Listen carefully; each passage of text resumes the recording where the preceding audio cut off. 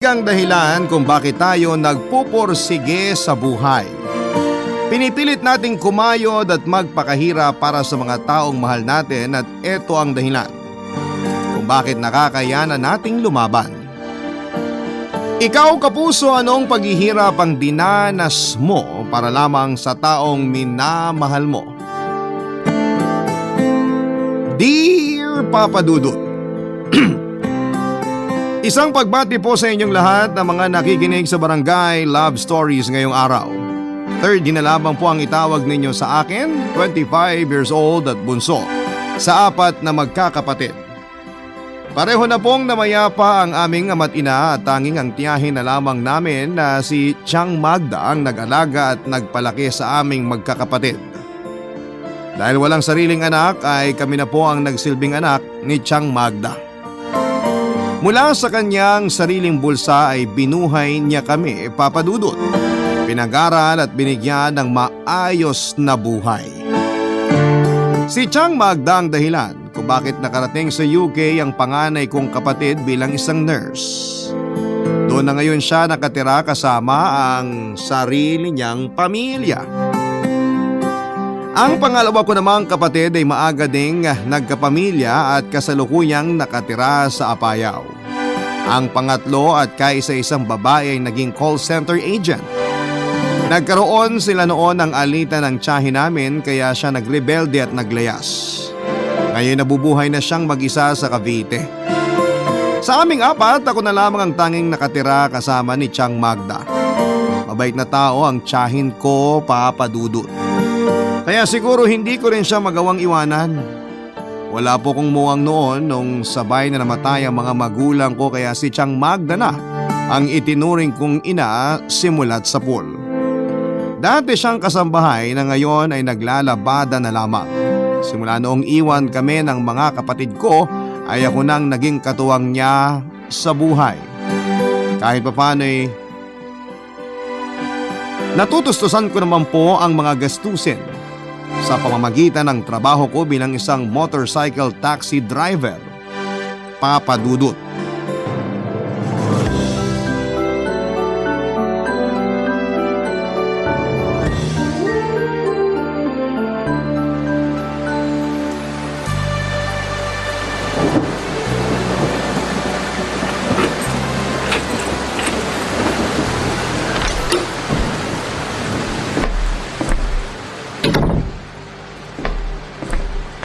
O, 30. Maaga kang umuwi ngayon na. Opo, Tiang. Wala masyadong pasahero ngayon eh. Talaga? Bakit? Dahil ba sa ulan? Opo. Maulan kasi kaya pahirapan talaga makahanap ng pasahero. Kapag ganito na malakas ang ulan, mas gusto nilang sumakay sa 4 wheels kaysa sa motor para hindi sila mabasa. Sayang naman yung kikitain mo sana ngayong gabi. Oo nga eh. Bawi na lang tayo sa susunod. Sana wala nang ulan bukas. Pero mabuti na rin yan para makapagpahinga ka na rin ng maayos. Isipin na lang natin na day off mo ngayong araw. Kaya nga po umuwi na lang ako ng maaga. Sakto, may sabaw yung niluto kong ulam ngayon. Sandali, ipag-iinit kita. Aray! Tiang! Aray ko po! Yung paa ko! Okay lang po ba kayo? Tulungan mo ko! Yung paa ko pinupulikat yata! Umupo muna kayo rito.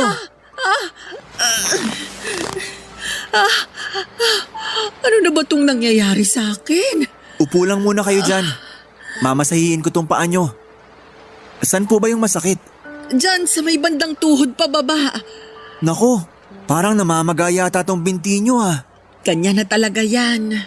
Matagal na. Kaya nga ako hirap na hirap maglakad eh. Ipatingin nyo na po kaya to sa doktor. Wag na. Sandamakmak na test lang ang gagawin dyan. Gagastos lang tayo.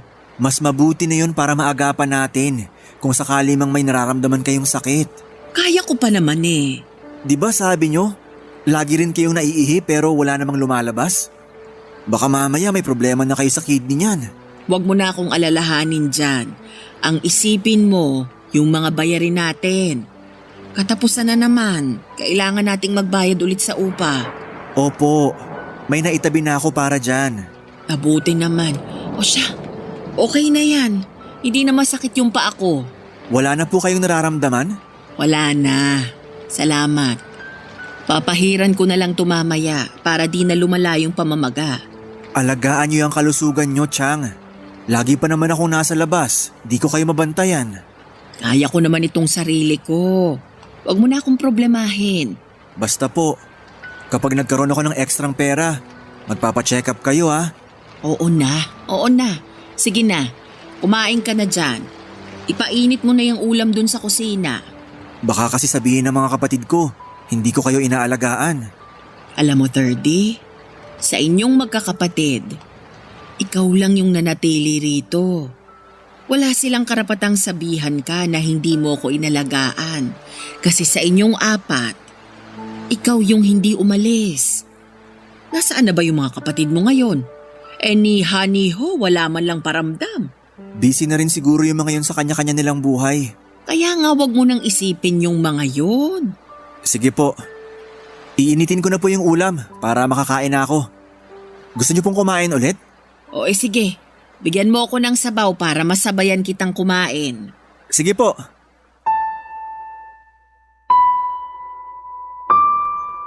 Naiintindihan ko naman po kung bakit ayaw magpunta sa ospital ni Chang Magda. Ganon kasi ang nangyari sa asawa niya, Papa Dudut. Nagpa-check up lamang ito sa doktor pero hindi na siya nakalabas sa ospital. Nalaman nilang may malubha siyang sakit. Na-confine siya at hindi na lumabas ng buhay. Hindi na nakapag-asawa simula noon ang tiyahin ko at tinutukan na lamang niya kaming magkakapatid. 3 years na akong motorcycle driver, Papa Dudut. Gamit ang motor na buwan-buwan kong hinuhulugan ay buong araw akong naghahatid sundo sa mga customers ko. Graduate po ako ng kursong physical therapy pero dahil hirap makahanap ng trabaho ay sinubukan ko mag-apply bilang rider. Nakapasa naman ako at simula noon ay eto na ang naging hanap buhay ko. Malaki ang naging papel ng trabaho ko para mabuhay kaming magtiyahin, Papa Dudut. Dito kasi ako kumukuha ng pambayad sa renta namin at pati na rin sa pang-araw-araw. Hindi naman kami maluho ni Chang Magda kaya kahit papaano ay nakakaraos naman kami sa pang-araw-araw. Minsan kapag nagigipit ay nagpapatulong ako sa kapatid kong nasa UK pati na rin sa ate kong call center agent. Kaso nga lang kapalit ng mga tulong na ibinibigay nila sa amin ay isang damakmak na pangaral ang natatanggap ko mula sa kanila. Minsan nahihiya na lang din akong magpatulong. Kaya kahit hirap ay sinisikap kong magtrabaho. Ang problema nga lang po ay biglang lumala noon ang nararamdaman ni Chang Magda. Dahil doon kahit ayaw niyang magpakonsulta ay pinilit ko siyang magpunta sa ospital. Doon na po namin napag-alamang may malubha na rin pala siyang sakit, Papa Dudut.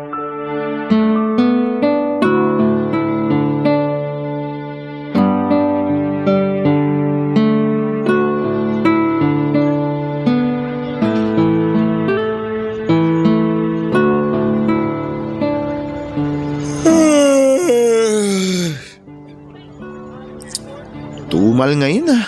Oo nga eh. Kung kailan umaliwalas ang panahon tsaka naman walang booking. Paano hindi tayo mawawala ng booking? Dumami mga katulad nating rider kaya agawan tayo sa pasahero ngayon. Ay, hirap talagang kumayod. Nako, sinabi mo pa. Nakailan ka na ba ngayon? Wala pa nga eh. Kalalabas ko pa lang. Inantay ko muna kasing makatulog si Chang Magda. Oo nga. Kumusta na pala si Chang? Tinakbo mo siya sa ospital, di ba? Oo. Biglang nagsuka eh. O ano sabi ng doktor? Bad news nga eh. May sakit daw siya. Anong sakit?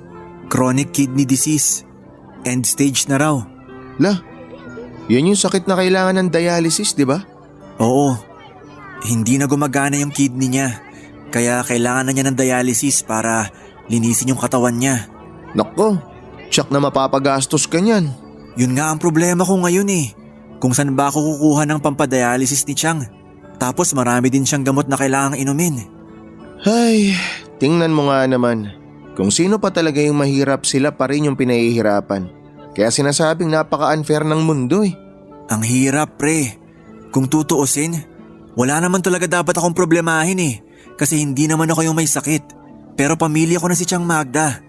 Siya na yung tanging kamag-anak ko na tumulong sa akin. Kaya hindi pwedeng pabayaan ko na lang siya. Oo naman. Tiyang lang ang tawag mo sa kanya pero parang siya na ang tumayong nanay mo. Mahirap namang baliwalain na lang siya. Kaya nga hindi ko maisip kung bakit gano'n na lang siyang tinalikuran ng mga kapatid ko. Nakakainis. Kaya mo yan, pre. Wala man akong maitutulong sa'yo pagdating sa pera dahil pareho naman tayong gipit. Nandito lang ako para bigyan ka ng moral support. Salamat pre. Malaking tulong na tong may napaglalabasan ako ng hinaing sa buhay. Ay, pero sa tingin ko, pre, may maitutulong pala ako sa'yo. Meron?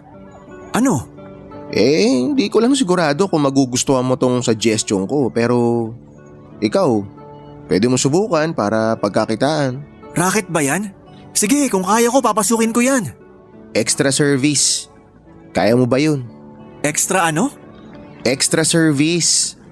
Alam mo ba yung happy ending na sinasabi nila kapag nagpapamasahe? May ganun din sa trabaho natin. Maraming mga rider dyan na nagbibigay ng extra service. Binibenta nila katawan nila? Oo, para magkaroon ng extra income. Hindi ba sila nahuhuli? Wala namang nagsasabi na bawal gawin yun eh. Try mo lang. Malakas ang kitaan doon. Nasubukan mo na ba? Oo, nung minsan na kailangan ako ng pera, sinubukan ko. Okay naman siya. Patibayan lang talaga ng loob. Kapag nagigipit ako, nag-extra service ako. Ayoko pre. Hindi ako ganyan. Madali lang sabihin yan. Pero kapag wala ka na talagang ibang makapitan, yun at yun ang lalapitan mo. Wala namang masama ron eh. Ang importante lang, wala kang sinasaktang tao. Ewan ko. Parang hindi ko yata kaya. Ako pare, hindi kita pinipilit ha. Alam kong baka hindi mo kaya pero binigyan lang kita ng option para may kitain kang extra. Papa Dudut, hindi ko inakala na may ganong klaseng sideline pala si King. Matagal na kaming magkaibigan at siya ang dahilan kung bakit ako napasok sa pagiging motorcycle taxi driver. Kailanman ay hindi pumasok sa isipan ko ang magbenta ng laman para lamang magkapera. Parang hindi kasi ito kakayanin ng dignidad ko at isa pa ay nakakatakot din na makakuha ng sakit mula rito. Isinantabi ko na lamang ang suggestion ni King at pinagbutihan ko ang pagtatrabaho ko. Kapag nangangailangan ay kakapalan ko na lamang ang mukha ko para humiram ng pera sa mga kapatid at kakilala ko. Pero ang mga sinabi kong ito ay kinain ko lang din, Papa Dudut. Hindi ko inaasahan na lolobo ang gastusin sa ospital dahil sa sakit ni Tiang Magda. Maliban kasi sa pagdadialysis, ay may supporting medications pa siya na kailangan ding bilhin at bilang isang hamak na rider, ay hindi ko alam kung saan ako kukuha ng pambayad noon. Sinubukan kong magpatulong sa mga kapatid ko sa pag-asang maaawa sila sa kalagayan ni Tiang Magda, kaso nga lang ay problemado rin noon ang kapatid ko sa abroad, na noong time na yon ay nawala ng trabaho. Ang isang kapatid ko naman sa Apayao ay hindi rin kagandahan ng buhay, samantalang ang isa ay ayaw magbigay ng pera dahil hanggang ngayon ay may kinikimkim pa rin siyang galit sa tiyahin namin. Sa huli, Papa Dudut, ay nilinok ko na lamang ang pride ko at nilapitan si King para sa trabahong sinasabi niya, para mabayaran ang mga Love Stories. Barangay Love Stories. Isinali ako ni King sa isang private group sa Facebook na mga katulad naming riders. May ilang naka 4 wheels, may ilang motorcycle taxi rin, may mga delivery riders, habal at kung ano-ano pa. Lahat ng mga miyembro doon, kung hindi tumatanggap ng extra service, ay naghahanap ng panandaliang saya. Sobrang kabado nga ako noon, Papa Dudut, dahil baka malaman ng company na pinagtatrabahuhan ko ang ginagawa namin. Nangamba ako na baka eto pa ang maging dahilan ng pagkakaalis ko sa trabaho. Pero ayon sa mga nakilala ko sa grupo ay patago naman daw lahat ng transactions nila dahil discreet din ang mga parokyano nila. Gamit ang Facebook group na ito ay doon kami nakahanap ng mga customer na nangangailangan ng extra service, Papa Dudut. Ang siste, maghahanap sila ng susundo o maghahatid sa kanila sa halip na gamitin ang app. Minsan kasi ay mas mabilis makahanap ng sasakyan sa group kesa sa app. Kapag nakahanap ay saka sila magtatanong kung may alok bang extra service ang isang rider. May mga times naman na rekta na agad ang hanap at hindi na kailangan na magpahatid o magpasundo. Depende ang bayad sa lugar na pupuntahan, samantalang sa extra service may fix na itong bayad, depende rin sa kung ano ang gagawin. Tandang-tanda ko pa. Ang unang parokyano ko noon, Papa Dudut. Sobrang kabado ako habang inihahatid ang nag-book sa akin dahil alam kong matapos nito ay merong mangyayari sa pagitan naming dalawa. Sinundo ko siya sa Makati at inihatid papunta sa Cubao sa isang mumurahing hotel. Doon na nga po may nangyari na extra service kapalit ng ekstrang bayad sa akin, Papa Dudut.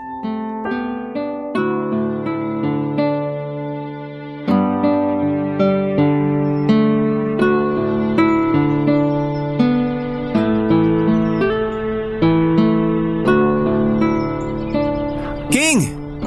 Oh, pre. Kumusta na? Nakailan ka na? Isa pa lang. Ikaw, di ka pa ata nagsisimula ah. Tapos na ako. Kaninang hapon pa. Nagpapahinga na lang. May sideline ako kanina eh. ES ba? Anong ES? Extra service. Ah, oo. Malapit lang din dito. Nagbabakasyon. Binigyan ako ng malaking tip. Buti ka pa. Eh ako wala man lang tip na nakukuha. Nagsimula ka na rin ba tumanggap ng extra service? Hoy, baka may makarinig sa'yo. Oo, nagsimula ako last week. Eh sabi mo kasi pag-aaralan mo muna eh. Kaya naman pala may pa-ES-ES ka nang nalalaman dyan ha. ES ang tawag nila eh. Kaya yun na rin ang tawag ko. Mas maganda yun. Para hindi nila alam kung anong pinag-uusapan natin. Ano ngayon kung malaman nila? Wala namang masama sa ES ha. Kahit na. Medyo nakakahiya pa rin eh. Ba't mo ikakahiya kung ito nagpapakain sa atin? Tinan mo nga. Akala ko ba ayaw mo magbenta ng laman? Nung una ayaw ko. Pero sabi mo nga, kapag wala na talaga makakapitan, no choice tayo. Ay, wala pre. Kung may mas magandang trabaho lang sana tayo, di tayo papasok sa ganito. Pero sa ngayon, pikit mata na lang muna tayo sa trabaho natin. Dito tayo kumikita eh. Sa totoo lang, malaki nga na itutulong nito sa gastusin sa bahay. Sabi ko sa iyo eh. Mas lalaki pa matatanggap mo kasi may itsura ka. Mga tipo mo ang paborito ng mga parokyano. Payat tsaka mukhang bata. Talaga ba? Eh ba't parang hirap naman ako makahanap ng sinasabi mo? Sa una lang yan. Kailangan mo kasing ibenta sarili mo. Tandaan mo, marami tayong rider na ganito. At tulad ng paghahanap ng pasahero, paunahan din makakuha ng customer. Kaya kung papatay-patay ka lang dyan, mahihirapan ka talaga makahanap. Paano ba ginagawa mo? Mag-post ka lang na mag-post ng picture mo dun sa Facebook group na sinabi ko sa'yo. Ang ipakita mong picture, yung kita katawan mo para mas mahumaling sila. Ganun ba yun? Oo, ganun yun. Tandaan mo, katawan ang puhunan mo dyan kaya kailangan malinis ka rin. O kumusta pala yung first time mo? Ayos naman? Kinabahan ako pre. Di ko nga alam kung anong gagawin nun eh. Wala namang kakaiba sa gagawin mo eh. Kung ano yung typical na ginagawa mo sa girlfriend mo, ganun lang. Nagka-girlfriend ka naman na, di ba? Kaya may experience ka na. Dapat alam mo na yung ginagawa mo. Siyempre first time ko lang din sa, alam mo na. Sa parehong kasarian. Oo. Tinataasan nga ako ng balahibo eh. Di ako marunong. Nasa imagination lang yan. Try mo manood online para matuto ka. Tinuturuan naman ako ng mga customer ko. Minsan sila na rin nagsasabi ko ano dapat gawin. Gumamit ka ba ng proteksyon? Oo naman. Number 1 dapat yun ha, para hindi ka mahawaan ng sakit.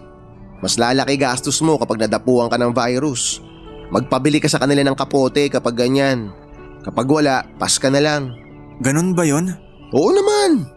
Kahit ganito lang trabaho natin, dapat safe pa rin tayo. Huwag kang papayag na gagamitin ka lang nila na parang laruan. Kahit binabayaran ka, tao ka pa rin naman. Sige, ilalagay ko yan sa utak ko. O paano pre?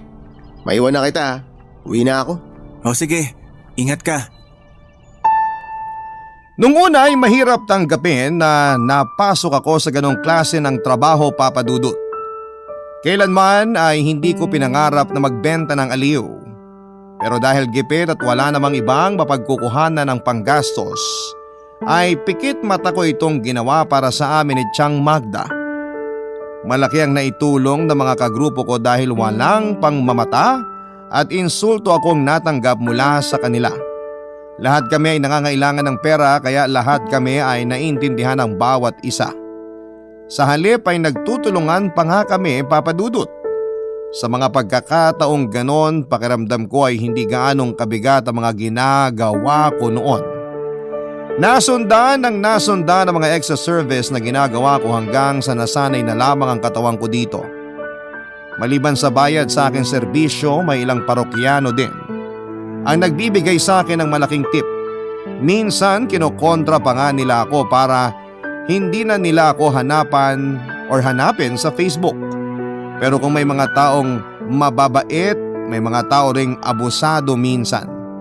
May isa akong customer noon na matapos ibigay ang gusto niya ay hindi na niya ako binayaran. Ni isang sentimo ay wala akong nakuha sa kanya. Sa halip ay ipinakaladkad pa niya ako palabas ng kondo niya. Mahirap ang trabaho namin, Papa Dudut. Sigurado ako na marami ang nandidiri ngayon sa trabahong pinasok ko. Pero mas mabuti na ito kaysa magnakaw o gumawa ng masama sa kapwa. Sa kabila ng hindi magagandang bagay na nangyari sa akin ay nagpatuloy po ako sa pagiging rider at pagbibigay ng extra na serbisyo. Dahil sa trabahong ito ay natustusan ko ang pangangailangan ni Tiang Magda para sa kasalukuyang estado ng kalusugan niya, Papa Dudut.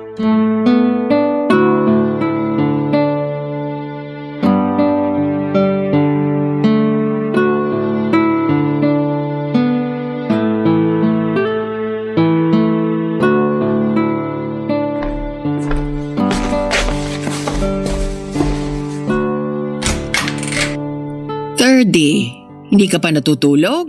Matutulog na po ako maya-maya, Tiang. Tatapusin ko lang po to. Ano ba yung ginagawa mo? Kinukwenta ko lang po yung mga kailangan bayaran. Baka kasi kulangin ako sa pambili ng gamot nyo. Oo nga pala. Ubus na pala yung gamot ko. Bibili na lang po ako bukas ng umaga. Pasensya ka na ha. Dagdag problema na naman itong sakit ko. Wag po kayong mag-alala. Kayo po ang priority ko ngayon. Makikiusap na lang muna ako sa landlord natin na madidelay yung upa para sa buwan na to. Maraming salamat. Wala po yun. Kayo po, ba't gising pa kayo? Gagamit lang ako ng CR. Hindi rin ako makatulog eh. Kailangan nyo na po magpahinga. Bawal po sa inyo magpuyat. Hindi ko lang kasi magawang magpahinga gayong nandito ka't problemado kung saan huhugot ang perang panggastos natin. Hindi kaya ng puso ko. Ano ba kayo, Tiang? Huwag nyo nang isipin yun. Hindi naman ako problemado eh. Binabudget ko lang tong pera natin para hindi tayo ma-short. Kung kulangin ka man sa pera, hayaan mo na lang muna yung gamot ko. Okay lang ako. Nako, hindi po pwede. Utos ng doktor na kailangan yung uminom ng gamot sa tamang oras. Iniisip ko lang yung kapakanan mo. Baka mamaya, napapabayaan mo na ang sarili mo sa pagkayod. Alam ko na hindi gaanong kalaking kinikita mo sa trabaho. Kaya nag-aalala lang ako sa'yo.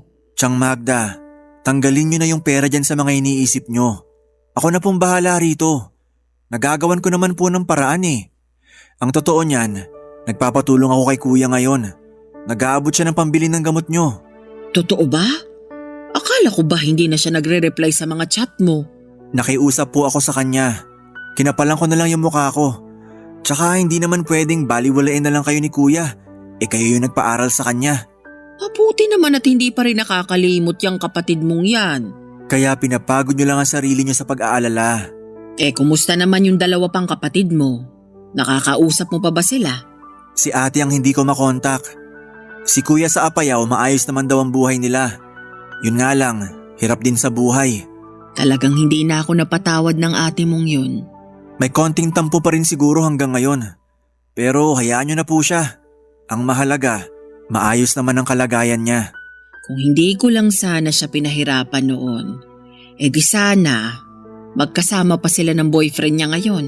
Chang, wala po kayong kasalanan doon. Ginawa nyo lang yung parte nyo bilang magulang namin. Siyempre inakala nyo na bad influence yung boyfriend niya, kaya nyo sila pinaghiwalay. Normal lang yun kasi bata pa siya noon. Pero dahil sa nangyari, lumaki na lang ng lumaki yung galit niya sa akin. Kalimutan nyo na po yun. Past is past. Kaya siguro ako kinakarma kasi napaka-istrikto kong tao. Huwag nyo pong sabihin yan. Dahil sa pagiging strict nyo sa amin, kaya kami lumaki ng maayos. Sana lang, bago ako mamatay, mapatawad ako ng mga taong may galit pa rin sa akin hanggang ngayon. Sigurado po ako na wala ng tao na galit sa inyo ngayon. Sabi nga nila, time heals. Kaya panahon na mismo magbibigay nun sa inyo. Sige na po, magpahinga na po kayo. O ikaw rin, magpahinga ka na rin. Alam kong pagod ka sa trabaho. Opo, ililigpit ko lang to. Papadudot ayokong sabihin kay Chang Magda kung saan nanggagaling ang mga perang ginagastos ko para sa gamot niya.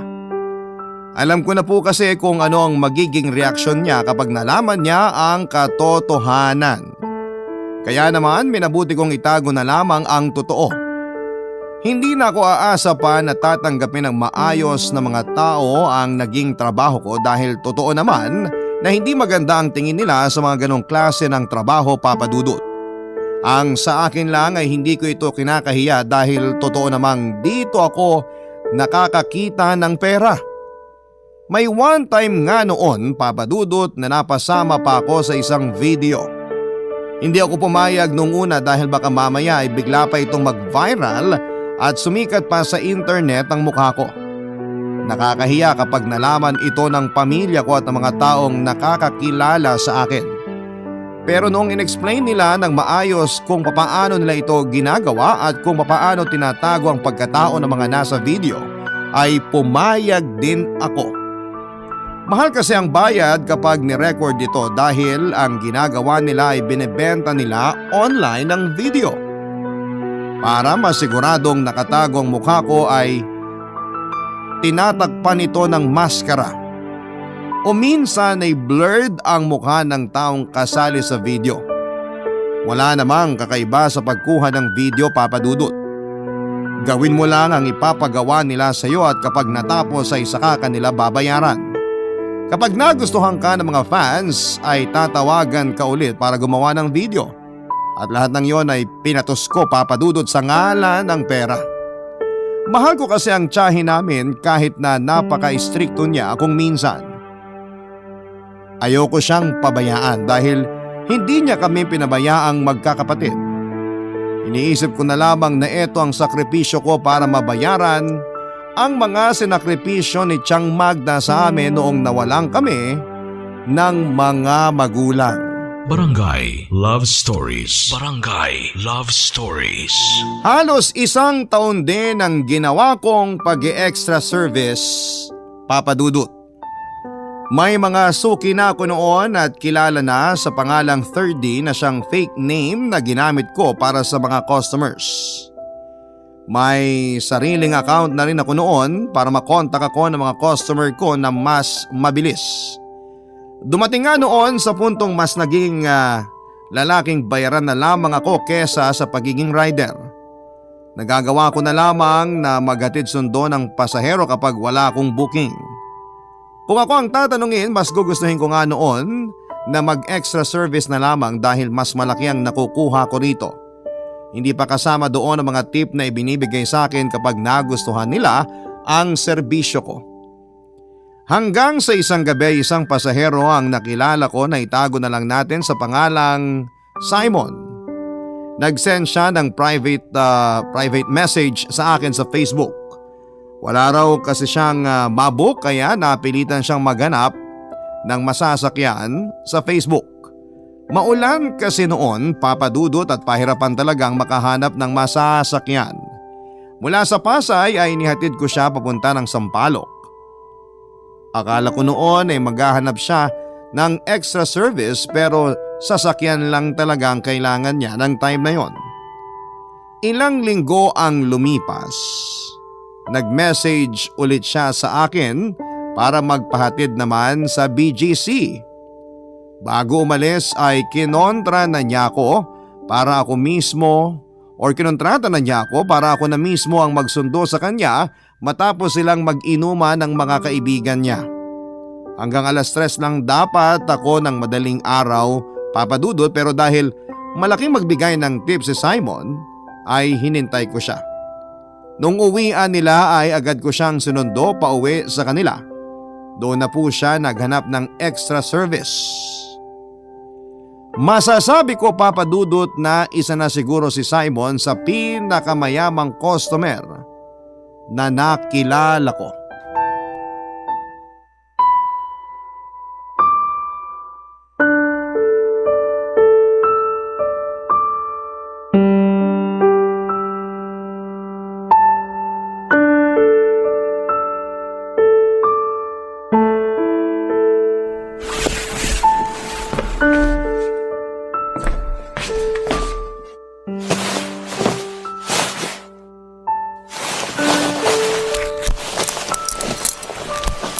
Oh, anong ginagawa mo?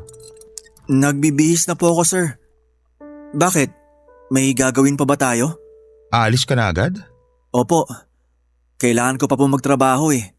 Ganun ba? Paano kung bayaran ko na lang tong isang buong gabi mo? Babayaran niyo po ako ng isang gabi? Oo, magkano ba? Ano po bang gagawin natin? Wala. Samahan mo na lang muna ako rito. Umiinom ka ba? Hindi po masyado eh. Madali lang po akong malasing. Inom tayo. May alak ako rito. Chill, inom lang, kwentuhan, ganun. O sige po. Kayo pong bahala. Ano bang gusto mong inumin? Umiinom ka ba ng vodka? Kahit ano po. May vodka ako dito, may brandy din. Magsabi ka lang. Pwede rin tayong umorder online kung sakali. Okay na po ako sa brandy. O sige, ito na lang. Hindi pa ba kayo lasing?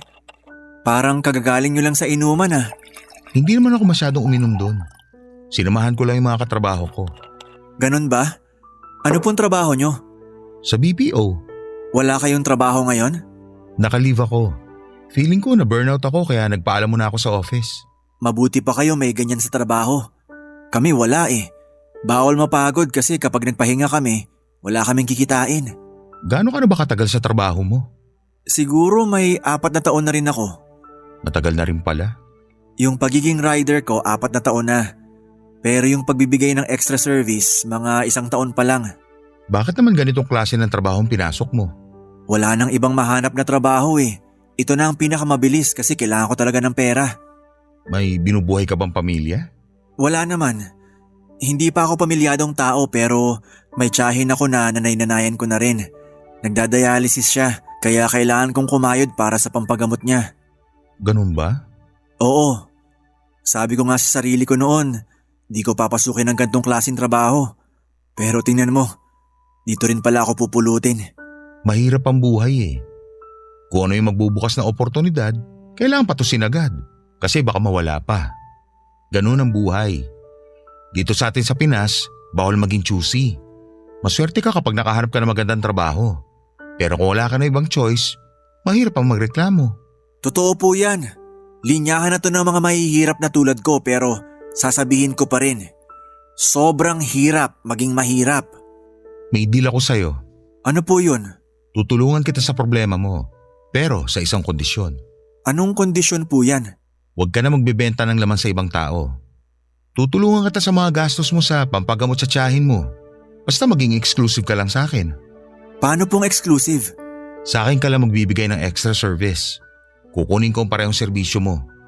Ikaw ang maghatid sundo sa akin sa trabaho at kapag kailangan ko ng kasama tulad ngayon, ikaw rin ang magbibigay nun. Babayaran ko ang lahat ng oras na kasama mo ko. Okay ba yon? Sige po. Okay po yun sa akin. Pwede ka pa rin naman kumuha ng ibang pasahero mo, pero pasahero lang. Wala na ibang kasama yon. Sana maintindihan mo kasi nag-iingat lang ako. Naiintindihan ko po. Actually, hindi naman talaga ako sumasakay sa mga motorcycle taxi eh. Nakitan lang ako sa'yo no first time na sumakay ako, kaya umulit ako. Tapos, naawa ako sa sitwasyon mo ngayon, kaya wala namang masama kung tulungan kita. Pero bakit niyo po ako gustong tulungan? Sabihin na lang natin na hawig mo yung ex ko. Baka sakaling matulungan mo ako mag-move on.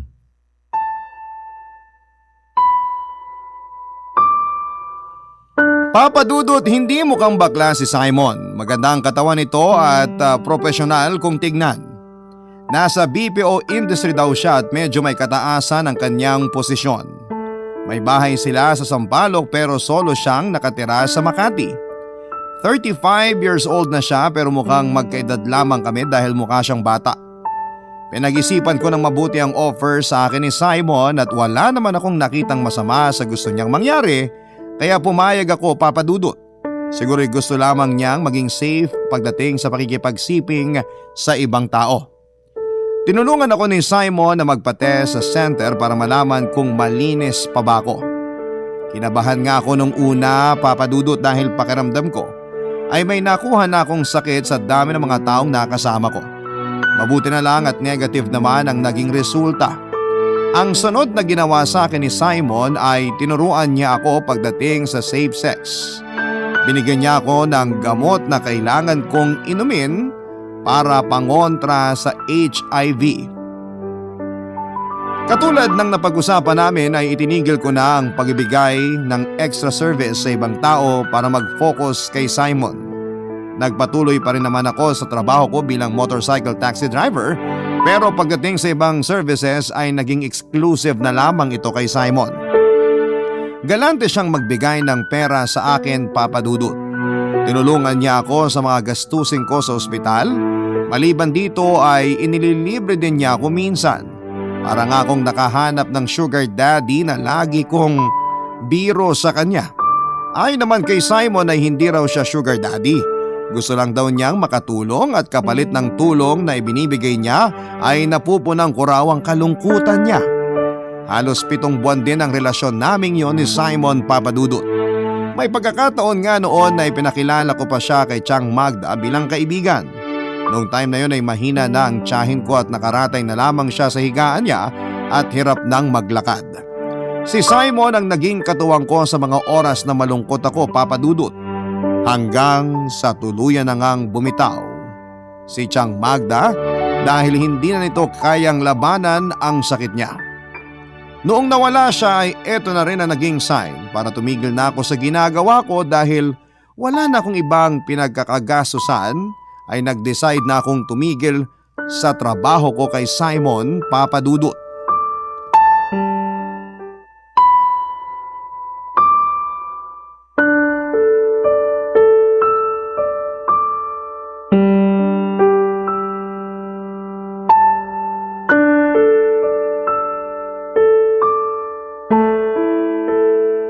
Sir Simon, magpapaalam na po ako sa inyo. Aalis ka na? O sige, mag-iingat ka. I-message na lang kita kapag… Hindi na po ako babalik. Hindi na ba? Opo, wala na rin naman po akong rason para ipagpatuloy pa tong ginagawa ko eh. Wala na po si Chang Magda kaya mababawasan na yung mga gastusin ko. Ganun ba? Nakakalungkot naman. Last na pala natin yun. Opo, pero bago ko umalis, gusto ko lang magpasalamat sa lahat ng naitulong niyo sa amin ni Chang Magda. Walang anuman. Nakinabang din naman ako eh. Salamat din sa pagsama sa akin sa kalungkutan ko. Sana po nakapag-move on na kayo sa ex nyo. Kalimutan nyo na yun. Wala namang naiambag sa buhay nyo yun eh. Oo, burado na siya sa utak ko. Sigurado kayo ha? Hindi nyo na sinisilip profile niya? Oo naman, hindi na. Nakablock na siya sa akin, hindi lang sa social media, kundi pati sa buhay ko. Mabuti naman kung ganon. Natutuwa ako na makitang masaya na kayo ngayon. Ibang-iba na ang ngiti nyo kumpara nung una tayo nagkakilala. Mas masaya na kayong tingnan ngayon. Totoo ba? Hindi na ako mukhang haggard? Hindi na. Fresh na kayong tingnan. Mukha kang ready na kayong magka-love life ulit eh. Ay naku, sana nga. Lalo na't mawawala ka na, matutuyot na naman ako niyan. Pero dapat sir, matuto na kayo sa past experiences nyo. Masyado kasi kayong mabait eh. Kaya kayo niloloko ng mga tao. Minsan okay lang din humindi. Minsan okay lang magsalita. Lalo na kung pakiramdam mo hindi na tama yung nangyayari. Huwag mong hayaang abusuhin ka ng mga tao sa paligid mo dahil lang mabait ka. Magsungit ka rin kung kinakailangan. Oo na, gagawin ko na yan. Ikaw pa talaga nangaral sa akin, ako itong mas matanda sa'yo. Okay lang yon. Hindi naman halata edad nyo eh. Ikaw talaga. So, paano yan? Hindi na ba tayo magkikita pagkatapos nito? Pwede pa rin naman tayong magkita. Tawagan nyo lang ako kapag kailangan nyo ng kasama. Pero kasama na lang Wala nang halong Wala nang labing-labing? Kahit isa lang? Wala na, okay na yon. Di ka pa ba sawa sa akin? Okay, hindi kita pipilitin. Joke lang. Basta kapag nangailangan ka, kontakin mo lang din ako. Legit, tutulong ako na walang kapalit. Salamat. Salamat din. Ano ba yan? Naiiyak tuloy ako. Alam mo, mamimiss kita. Tapos na yung trabaho ko eh. Naka-move on naman na kayo kahit kamukha ko yung ex mo. Yung pag-alis ko na lang yung last step para masabing nakalimutan mo na talaga yung loko-lokong ex-boyfriend mo. O siya, sige na. Umalis ka na. Baka mamaya itali pa kita pag nagbago isip ko. O sige, aalis na po ako. Teka, wala man lang bang hug dyan? Siyempre meron. Since huli naman yakapin mo ko ng mahigpit please. Ang sarap naman ng mahigpit na yakap na yon. Uy, mag-iingat ka palagi ha. Opo, kayo rin po. Malaki ang pasasalamat ko kay Simon Papadudut dahil naging instrumento siya para malampasan ko ang mga pasangko noong nangangailangan ako. Buong buhay kong tatanawin na utang na loob ang mga sobra-sobrang pagtulong na ginawa niya sa akin. Ngayong solo na ako sa buhay ay nagpatuloy ako sa dati kong trabaho at wala na po itong halong extra service, Papadudut. Tapos na ako sa mga bagay na yon dahil kaya ko nang i-budget ang perang pinaghihirapan ko sa ngayon. Kailanman ay hindi ko ikinahiya na minsan din po ako nagbigay ng aliw kapalit ng pera. Hindi ako proud dito pero hindi ko rin po ito itinatanggi. Nagpatuloy pa rin naman ang pagkakaibigan namin ni Simon pero hanggang kaibigan na lamang ang pwede kong ibigay sa kanya. Kung ano man ang namagitan sa amin noon ay sa nakaraan na lamang yon. Minsan kapag kailangan niya ng kasama ay sinasamahan ko siyang kumain o mag-inom. Kapag hirap siyang makahanap ng masasakyan ay ako ang kinokontak niya. Hindi ko nga inaasahan na magiging matibay ang pagkakaibigan naming dalawa, Papadudut. Ngayon ay masaya ako na makita na masaya na ulit si Simon kasama ang bagong boyfriend niya. Sa kabilang banda ay masaya na rin po ako sa sarili kong love life dahil meron na po akong live-in partner na katuwang ko sa hirap at sa ginhawa. Araw-araw, kayo na po ang naging libangan namin, Papadudut, sa pamamagitan ng pakikinig sa inyong programa kaya nakakatuwa na kwento ko naman ngayon ang mapapakinggan namin. Maraming salamat po, Papadudut, and more power sa inyong programa. Ang inyong forever kapuso at kabarangay, 30. Nagustuhan ng iyong napakinggan? Ituloy yan via live stream sa www.gmanetwork.com/radio. Barangay LS 97.1 Forever!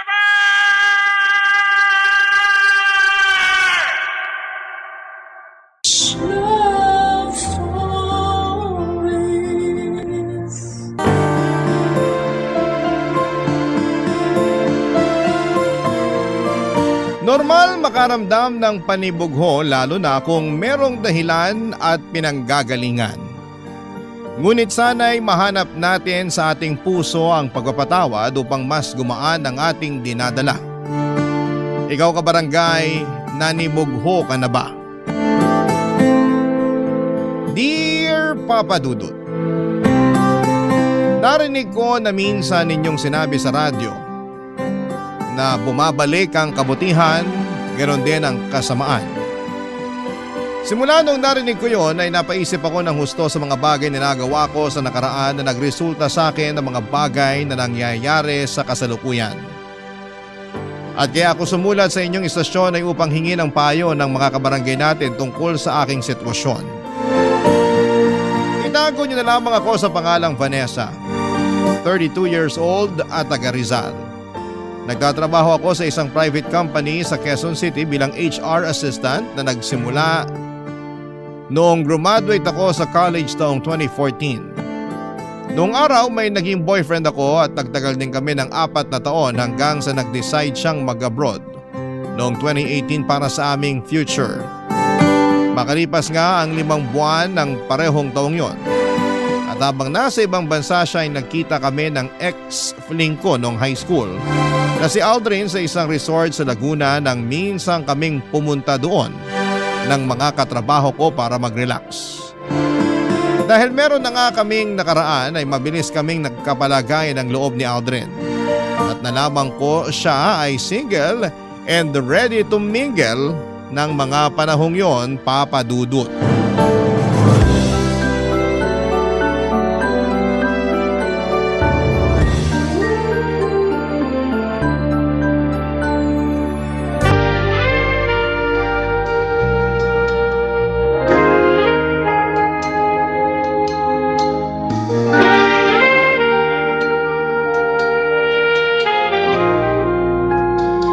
Grabe, hindi ko akalain na magaling ka pala sa kama. Siyempre hindi mo talaga akalain. Kasi hindi mo pa naman ako naikama nung high school tayo eh. Hindi pa rin naman ako nun marunong. Parang totoy pa ako eh. Hindi pa pala sa lagay na yon? Oo, Eh bakit ang babaero mo na? Kung kani-kaninong babae na didikit ang pangalan mo. ganun talaga pag gwapings at malakas ang dating. Yabang. Pero hindi naman pala marunong humalik. Uy, marunong naman. Sa bagay, galing mo nga kanina eh. Gusto mo isang round pa? Mamaya na. Pagod pa ako, pahinga muna tayo. Grabe no, ang tagal na rin simula nung huli tayo nagkita.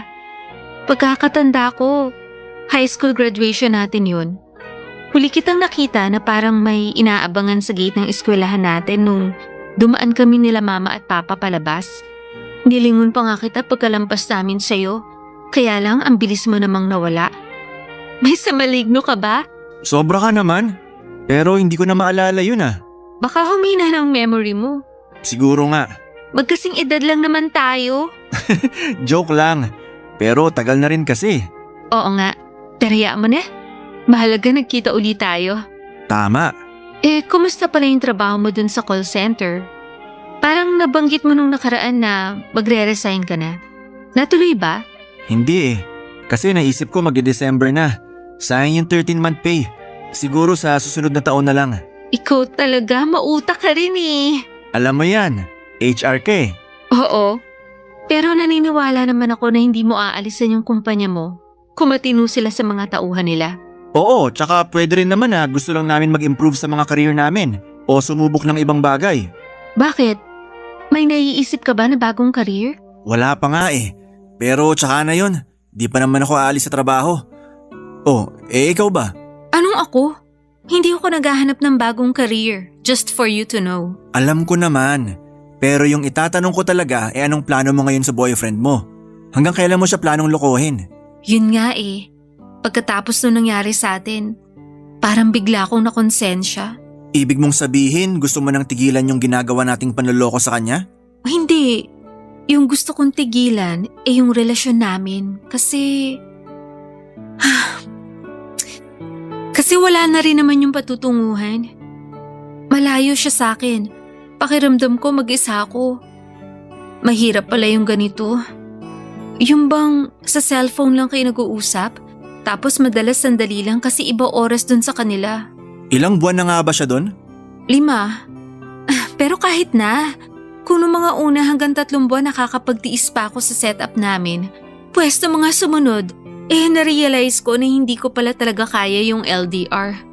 Para ako mababaliw, lalo na nasanay ako na malapit lang kami sa isa't isa sa loob ng 4 na taon ng relasyon namin. Kaya hindi mo ako masisisi na nagawa ko sa kanya tong panluloko ko.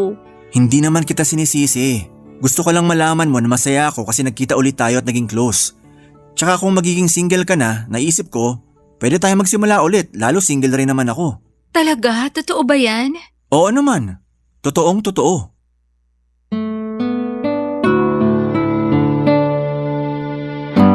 Papa Dudut, hindi ko naisip na may boyfriend ako na nasa malayo ng mga panahong yon. Dahil na rin sa pangungulila sa kanya ay nagawa ko siyang lokohin. Doon ko nga na-realize na hindi ko pala talaga kaya ang long distance relationship. Kaya nung una pa lamang ay hindi na ako sang-ayon sa plano ng boyfriend ko na pag-iibang bansa. Although nangako naman siya sa akin na pasusunurin ako doon, alanganin pa rin ako dahil ayokong mapalayo sa pamilya ko rito sa Pilipinas. Kaya nga nang bumalik sa buhay ko si Aldrin ay naramdaman ko na hindi na ako nag-iisa. Pagkatapos ng gabing may nangyari sa amin kinabukasan ay nakipaghiwalay na ako sa boyfriend ko. Oo, masakit sa akin lalo na noong narinig ko siyang umiiyak at nagmamakaawa sa cellphone na huwag kong tapusin ang lahat sa amin. At sa totoo lang ay natameme pa nga ako noong tinanong niya kung ano raw bang nagawa niyang pagkakamali. Sa huling pagkakataon ay sinabi ko sa kanya na nag-cheat ako at nakonsensya kaya gusto ko nang makipagkalas. Kahit masakit ay tinanggap niya sa akin ang desisyon at pinalaya ako. Hindi nga nagtagal ay naging kami ni Aldrin at doon na naulit nagsimula ang mga pinakamasayang araw ng buhay ko. Mabilis na nagdaan ang 5 taon at sakto sa aming anniversary ay meron akong sorpresa sa boyfriend ko.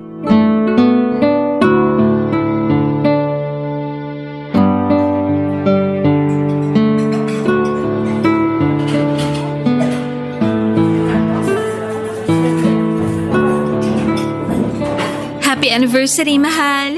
Happy anniversary din. Grabe, hanggang ngayon hindi pa rin ako makapaniwala na 5 years na tayo. Ang bilis ng panahon, parang kailan lang. Oo nga eh. Ang dami nating pinagdaanan. Pero yung di ko talaga malilimutan nung nag-pandemic. Daig pa natin yung nag-LDR nun. Kasi literal na ilang buwan din tayong di nagkita dahil bawal lumabas. Kaya nga, mahirap din sa part ko. Kasi na-stuck ako sa condo unit na nirerentahan namin ng mga katrabaho ko na malapit sa office. Kaya sobrang bilib ako sa'yo, mahal. Kinaya mo. Naalala ko nun sinabi mo parang di mo kaya makipag-LDR. Oo, pero lahat naman tayo apektado ng pandemic nun. Alam nga naman mag-inarti ako. Swerte lang talaga ng ibang couple kasi na-lockdown sila na magkasama. Sa tono mo parang gusto mo na tayong ma-lockdown na magkasama. Oo, at mukhang mangyayari na yon dahil may sorpresa ako sa'yo. Ano yan? Sorpresa nga, di ba? Parang bigla akong kinabahan. Normal lang yan, pero kalmahan mo lang. Pag nalaman mo kung ano yung surprise ko, siguradong matutuwa ka. Sige nga, ano ba yon? Teka, kunin ko lang sa bag ko.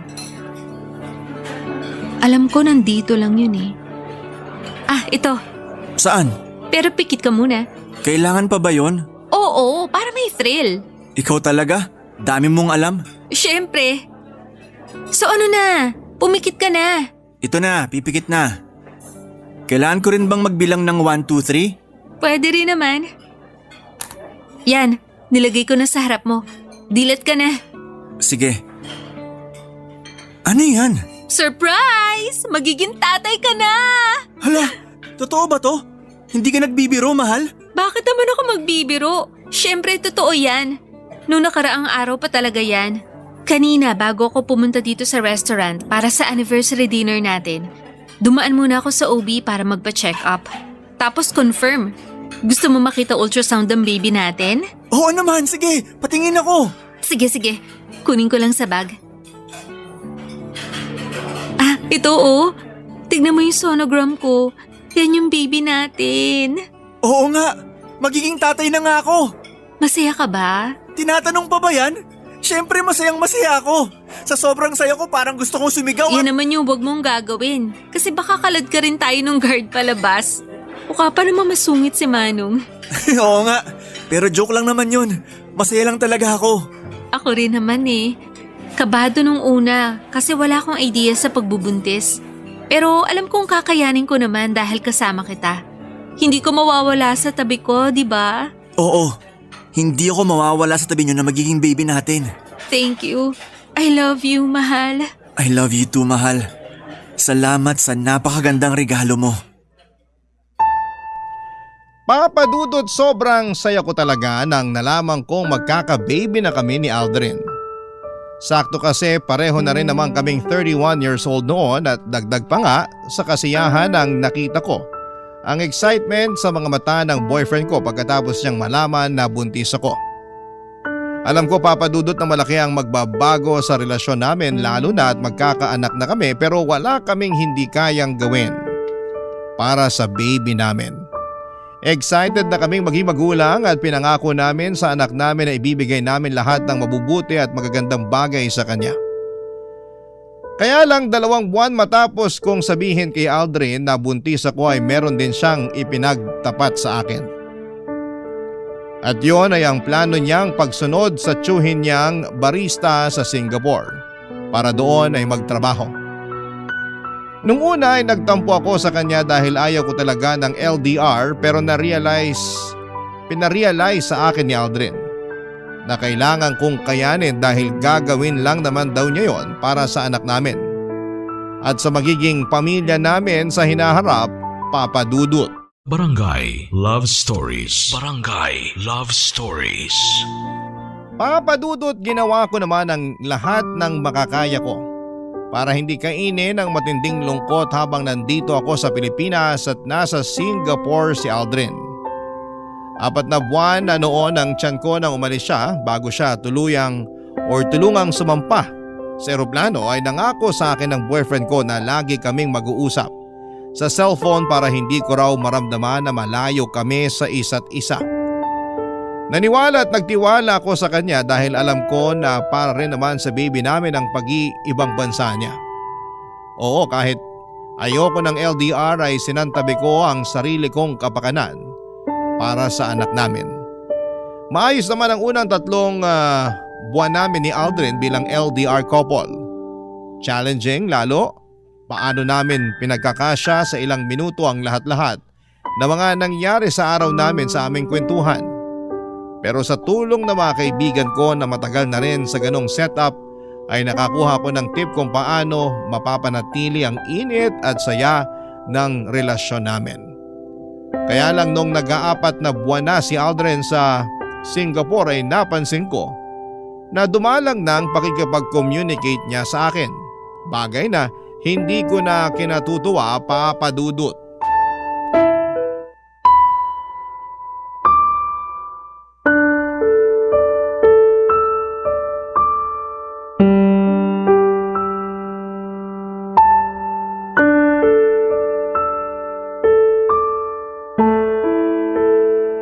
Pareho lang naman oras dito sa Pilipinas at dyan sa Singapore. Pero bakit hirap na hirap ka pa rin tawagan ako, ha? Mahal naman. Huwag mo ko matawag-tawag na mahal. Nanggigigil ako sa iyo, Aldrin. Vanessa, makinig ka, okay? O ngayon yan na lang tawag mo sa akin. Sabi mo wag kitang tawaging mahal. Ano gusto mong itawag ko sa'yo? Kahit kailan napakahina mong umintindi. Siyempre kahit ayoko na tawagin mo kung mahal, ibig sabihin nun gusto ko pa rin talaga. Ay, kahit kailan labo niyo talaga mga babae. Ayaw daw pero gusto. Ano kaya yun? Basta, naiinis pa rin ako sa'yo. Bakit ka ba kasi naiinis? Kasi wala ka ng oras sa akin. Dati naman bago tayo matulog nakakapagkwentuhan pa tayo. Pero ngayon hindi na kasi madalas nauna ka na matulog. Pagod nga kasi ako sa trabaho tapos lagi pa kaming overtime. Kaya hindi na rin tayo nagpapang-abot. Kapag nag-online ako, ikaw naman yung offline. Malamang, anong oras ka ba nag-online? Madaling araw na. Maawa ka naman sa akin, buntis ako. Alam ko naman yun. Kaya nga hindi sumasama ang loob ko pag hindi tayo nakakapag-usap. Ganon? Oo. Pwes ibahin mo ko kasi masama ang loob ko. Pali ko bang dinadahilan mo lang yung trabaho mo dyan pero yung pala may iba kang babae? Yan naman yung hindi ko magagawa. Loyal ako sa'yo, no? Tsaka magkakaanak na tayo. Makukuha ko pa bang magloko? Anong malay ko? Yung iba ko ang katrabaho, may 2 o 3 na ngang anak pero iniiwan pa rin ng mga asawa at kinakasama nila kasi nakahanap na ng iba. Hindi ako katulad nila kaya wag mo ko ikumpara sa kanila. Hindi raw. Pare-pareho lang naman kayo mga lalaki. Baka nakakalimutan mo na sa ating 2, ikaw yung nag-cheat sa boyfriend mo noon. Bakit bigla mo namang pinasok sa usapan yan? Nakakainis ka na eh. Sumusobra ka na sa pambibintang mo sa akin. Kung alam mo lang yung hirap ko rito sa ibang bansa para lang masustentuhan ko kayo na magiging baby natin, para sabihin ko sa'yo hindi madali. Tapos ikaw tamang hinala lang dyan. Sino ba kasi may desisyon na pumunta ka dyan? Di ba ikaw lang din? Hindi mo pa nga sinabi sa akin no na may plano ka palang sumunod sa tiyuhin mo dyan sa Singapore. May pasabi-sabi ka pa na hindi ka mawawala sa tabi namin ng anak natin. Pero hindi mo naman tinupad. Nak naman ang... Alam mo, Napipiko na ako sa'yo ah. Babaan na kaya kita ng cellphone. Sige, subukan mo para hindi mo na kami makontak ng anak mo. Anong ibig mong sabihin? Alam mo kung anong ibig kong sabihin, kaya wag ako, Aldrin. Okay, I'm sorry. Pagod lang talaga ako sa mga away na ganito. Kaya please naman mahal, wag na tayong mag-away oh. Hindi lang tayo mag-aaway kapag umuwi ka na rito sa Pilipinas. Ano? Sabi ko, umuwi ka na dito sa Pilipinas. Walong buwan na tong tiyan ko. Anong plano mo? Manganganak ako nang wala ka sa tabi ko? Pero hindi pa tapos yung kontrata ko rito. Sayang naman mga ginastos ni Tito para lang makapunta ako rito sa Singapore. Wala akong pakialam. Mamili ka. Magstay ka dyan o hindi mo na kami makikita ng anak mo kahit kailan. Ano? Sagot! Papa Dudut, hindi niyo ko masisisi kung gano'n na lamang ang nararamdaman ko ng mga panahong yon. 8 buwan na akong buntis, sa susunod na buwan ay manganganak na ako. Sa loob ng 4 na buwan ay emosyonal ako dahil malayo sa akin si Aldrin, tapos ay nawalan pa siya ng oras sa akin dahil sa pagiging abala niya sa trabaho. Praning din ako na baka niloloko na pala niya ako at dinadahilan lamang niya ang kanyang trabaho doon. At kahit na pinabulaanan niya yon ay hindi ako naniwala sa kanya. Sabihin niyo nang takot din ako sa sarili kong multo mula sa panlolokong ginawa ko noon sa ex-boyfriend ko. Dahil sa pananakot ko kay Aldrin na hindi ko ipapakita sa kanya ang anak namin. Kapag hindi pa siya umuwi ng Pilipinas ay walang nagawa ang boyfriend ko kundi ang pagbigyan ng gusto ko. Bumalik siya ng bansa kahit na masama ang loob niya sa akin. 2 linggo bago ko manganak ay nag-decide kaming magrenta ng apartment malapit sa pinagtatrabahuhan namin sa Quezon City. Kaya lang nung nanganak na ako, na-CS ako at noong nakalabas na ako sa ospital ay nahirapan kaming mag-adjust sa panibago naming buhay kasama ang baby namin. Doon na kami nag-usap at nagkasundo na uuwi muna kami ng anak namin sa bahay ng parents ko na nasa Morong Rizal. Nag-offer din kasi ng tulong ang mama ko sa pagbabantay sa akin at sa baby namin, lalo't bawal pa akong magkikilos dahil operada ako. Pero hindi namin siya makakasama doon dahil masakip ang bahay namin at marami kaming nakatira doon. Kaya si Aldrin ay uuwi na lang din muna sa kanila sa Fairview at dadalaw na lamang sa amin sa Morong. Nagbalik call center agent na rin siya para may ibang tustos sa amin. Mabilis na lumipas ang 3 buwan. Masasabi ko na unti-unti na akong nakaka-recover mula sa panganganak. Makakabalik rin ako sa trabaho pero habang sinusulit ko pa ang maternity leave ko ay si Aldrin muna ang sumusuporta sa aming mag-ina at siya rin ang paruot pa rito sa bahay namin para bumisita.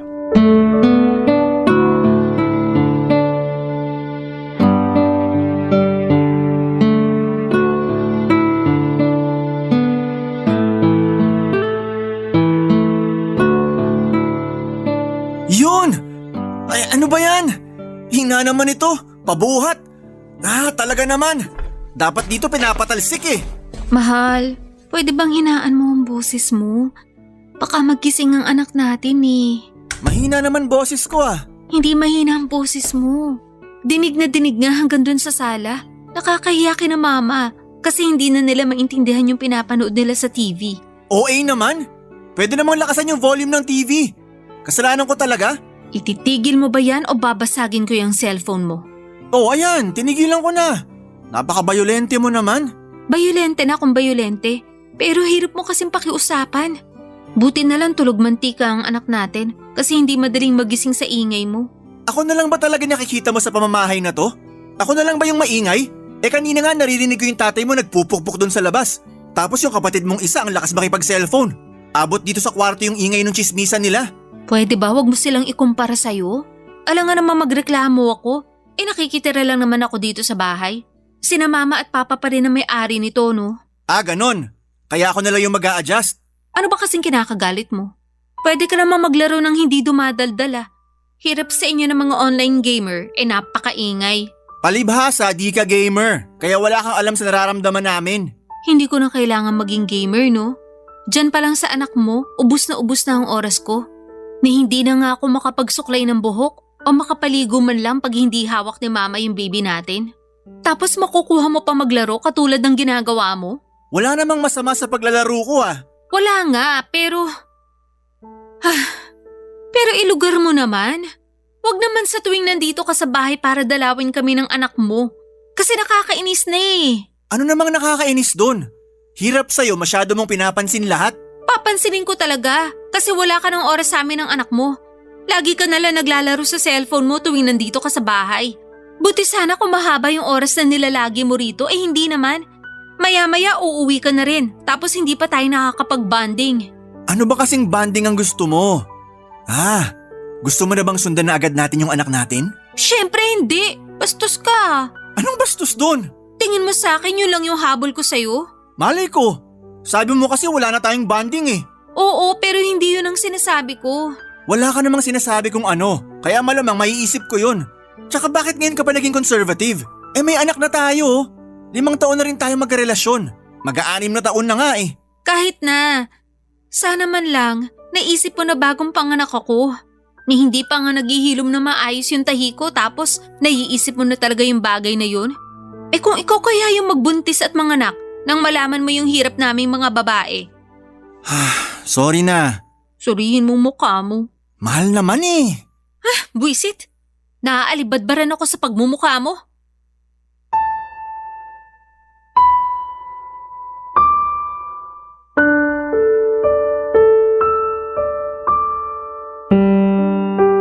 Papa Dudut, hindi yun ang una at huling beses na napansin kong busy sa cellphone niya si Aldrin.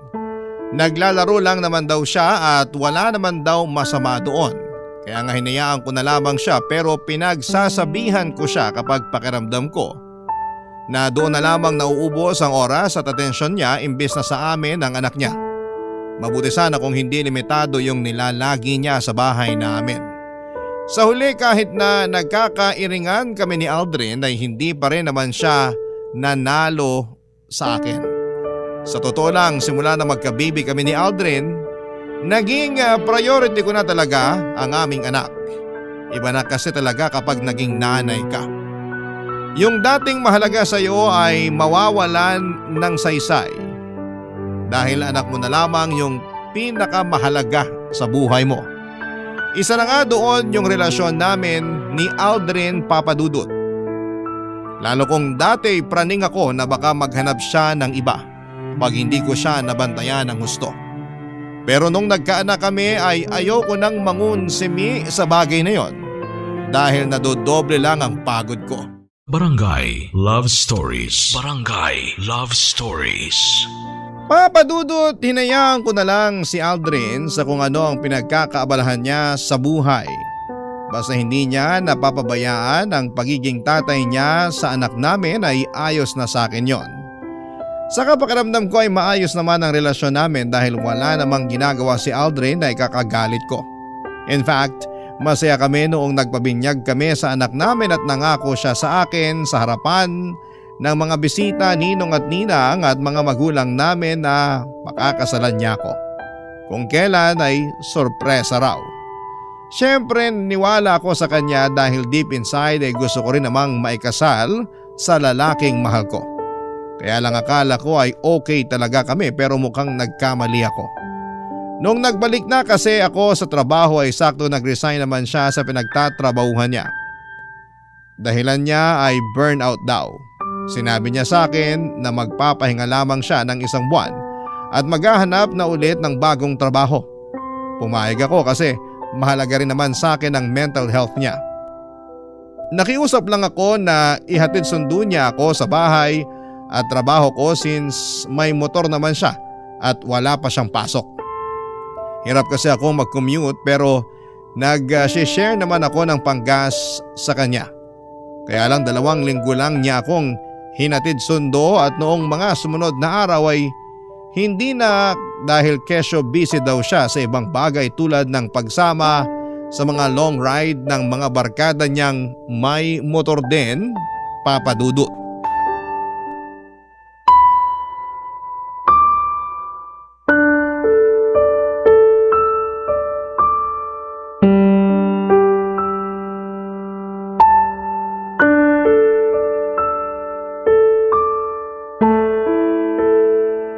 Mag-usap nga tayo, Aldrin.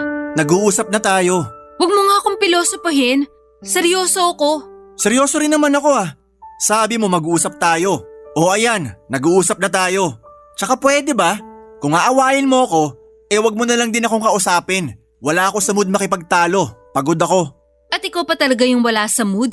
Kumusta naman ako? Tsaka ano yun? Pagod ka? Wala ka namang ibang ginagawa kundi makipag-long ride sa mga barkada mo. Huwag mong sabihin na dun ka napapagod. Oo, dun nga. Wow, kapal naman talaga ng pagmumukha mo. Bakit ba kasi? Napapansin ko panay sama mo sa mga barkada mo magmotor. Imbis na ihatid sundo ako sa trabaho. Lagi mong dahilan pagod ka. At hanggang dito ba naman sa pagpunta mo sa bahay, yan pa rin nirarason mo? Yun nga kasi yung totoo. Tsaka sorry na kung hindi na kita nihahatid sundo. Babawi na lang ako sa'yo. Wala ka nang babawian kasi ayoko na. Kung pagod ka, mas pagod ako. Anong ibig mong sabihin? Kung umasta ka, akala mo kung sino kang walang anak? Hindi pa lang tayo magkasama sa iisang bubong pero hindi ibig sabihin hindi mo na kami responsibilidad. Kaya naisip ko tuloy, what if maghiwalay na lang tayo? Mahal naman. Huwag mo naman sabihin yan oh. Ayoko maghiwalay tayo. Ayoko rin naman pero pagod na ako. Pagod na ako sa trabaho, pagod pa ako sa biyahe, at mas pagod pa ako sa pag-aalaga sa anak natin pag uwi rito sa bahay. Oo, tinutulungan ako ni Mama. Siyempre nakakahiya naman na palaging siya yung nag-aalaga imbis na ikaw. Dahil ikaw yung tatay, di ba? Oo, pero wala akong alam sa pag-aalaga ng bata. Baka pag ako yung nag-alaga sa baby natin eh. Ano? Wala kang alam? Oo. Anong alam mo? Maglaro ng online game? Mag-long ride kasama mga barkada mo? Ayos ka rin oh. Buhay binata talaga. Sana all. Nagre-relax lang naman ako. Nag-unwind. Di ba sabi ko burnout ako sa trabaho? Burnout na rin ako sa trabaho ko. Pero hindi ko magawang umalis dahil iniisip ko yung baby natin. Pero ikaw? Grabe! Bilib din ako sa'yo. Sinabi mo lang sa akin na nag-resign ka na nung last day mo na sa trabaho. Sigurado kasi ako natututulan mo yung pagre-resign ko kung sinabi ko ng mas maaga. Buti alam mo. Ayoko na kasing maging ahente. Pagod na ako. Ilang taon din na yun at yun lang yung ginagawa ko. Kaya nga masaya ako nung nakapag-Singapore ako. Pakiramdam ko may bagong opportunity na nagbukas para sa akin. Kaya lang bigla mo naman akong pinauwi rito sa Pinas. Hanggang ngayon ba naman, sinisisi mo pa rin ako sa pag-uwi mo? Oo. Nagalit sa akin yung tito ko. Sinayang ko raw yung opportunity dahil nakinig ako sa'yo. Kaya nga nakikipaghiwalay na ako sa'yo ngayon para magawa mo na yung gusto mo. Total mas masaya ka naman sa ibang bansa habang malayo sa amin ng anak mo eh. O di kaya dyan sa mga barkada mo? Di doon ka na. Umalis ka na sa pamamahay namin at sa buhay namin ng anak ko. Papadudot maiksi na ang pasensya ko pero lalo pang umiksi sa mga baluktot na katuwiran ni Aldrin. Para sa akin wala na siyang karapatang umastang binata dahil may anak na kami. At hindi porke hindi kami nakatira sa isang bubong ay gagawin na niyang excuse ang mga bagay na yon. Nakuha niya pa talaga na magpakasarap samantalang ako nagpapakahirap sa pagkayod para sa amin kahit na operada ako. Parang ang unfair naman noon kaya nga hinamong ko na lamang siya ng hiwalayan. Bagay na hindi naman niya pinatulan. Nakiusap siya sa akin na ayusin pa rin daw namin at sa huli ay pumayag naman ako. Pagkatapos ng pag-uusap namin yon, nakala ko ay titino na si Aldrin pero lalo pa siyang lumala. Hindi nga nagtagal ay may nakarating sa aking balita na may regular siyang inaangkas na babae sa motor niya habang naglo-long ride. Nagalit ako sa boyfriend ko at pinaamin ko siya. Nag-deny pa ang mokong pero sa huli sinabi niyang nagugustuhan na niya yung naturang babae. Kinumpara niya pa nga ako doon sa babaeng yon, bagay na ikinagulo ng isip ko. Ang kapal ng mukha niya. Akala ko ay ayos lamang kami pero nagkamali ako. Yun na rin ang naging hudyat para tuluyang ko nang tapusin ang aming relasyon at makipagkalas sa kanya.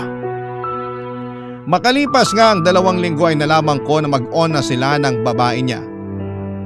Grabe ang gigil ko na mga panahong yon lalo na kinukonsente lang din pala siya ng mga magulang at pamilya niya. Hindi nagtagal ay nagkasundo kami na mag-co-parenting na lamang sa anak namin. Pero isang araw ay may nalaman ako sa mama ko Noong minsang dinalaw ni Aldrin ang aming anak sa bahay, Papa Dudut.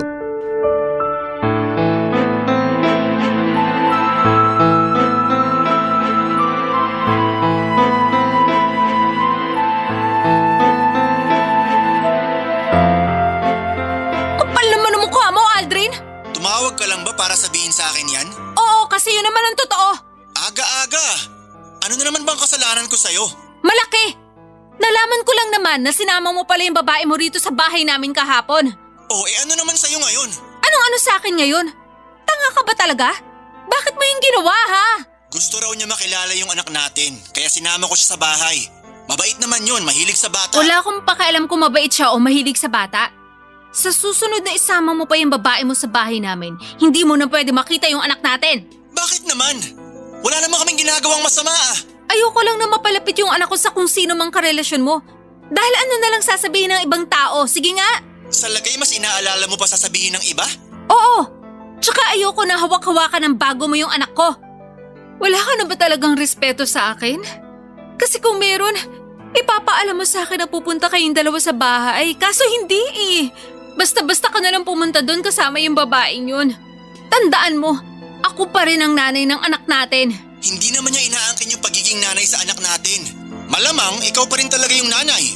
Hindi raw inaangkin pero masyado siyang epal. Sandali nga. Nagsiselos ka ba? At bakit naman ako magsiselos? Mabuti na yung nagkakalinawan tayo. Ipapaalala ko lang sa'yo na tapos na tayo.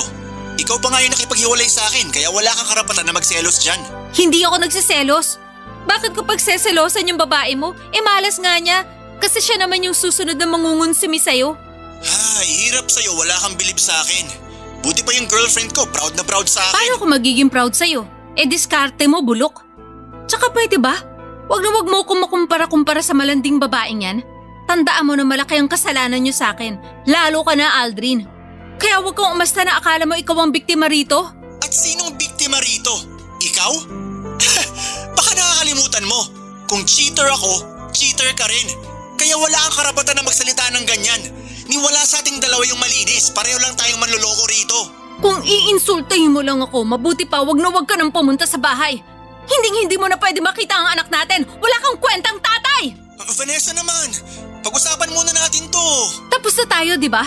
Kaya wala na tayong dapat pag-usapan pa. Please, wag mong ilayo sa akin yung anak ko. Pangako, hindi ko na isasama sa bahay niyo yung girlfriend ko. Dapat lang. Dahil malapit ko na kayong pagbuhuli na dalawa. Papa Dudut, binabaan ko na o nang tawag si Aldrin noong panahon na yon dahil parang sasabog na ang dibdib ko sa sama ng loob. Ang kapal kasi ng mukha niyang ilapit ang anak ko sa babae niya na siyang dahilan kung bakit nasira ang pamilya namin. Kaya nga bago ko pa totohanin ang banta ko sa kanya na hindi ko na ipapakita ang anak namin sa kanya, ay nagkasundo kami ni Aldrin na hindi na niya dadalhin sa bahay ang bago niyang girlfriend. Pinagbawalan ko rin siya na pumunta sa amin pag wala ako para makasigurado ako na hindi niya kukunin sa akin ang anak ko.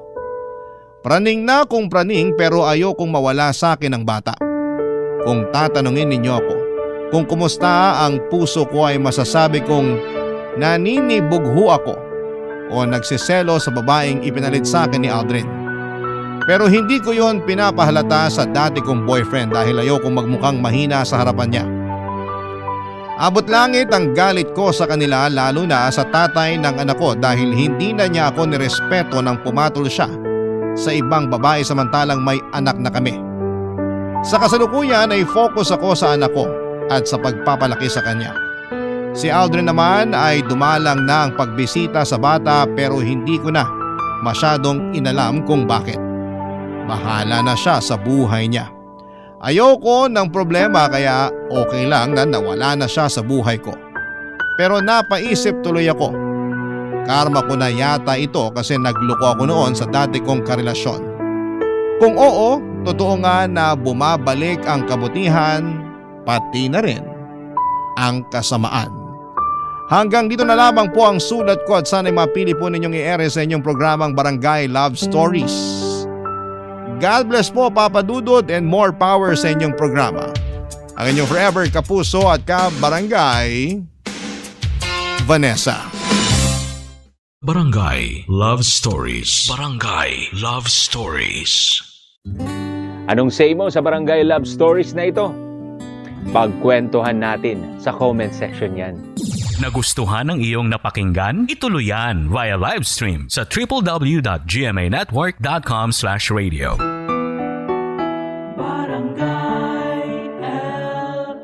In Mega Manila, 97.1. Forever.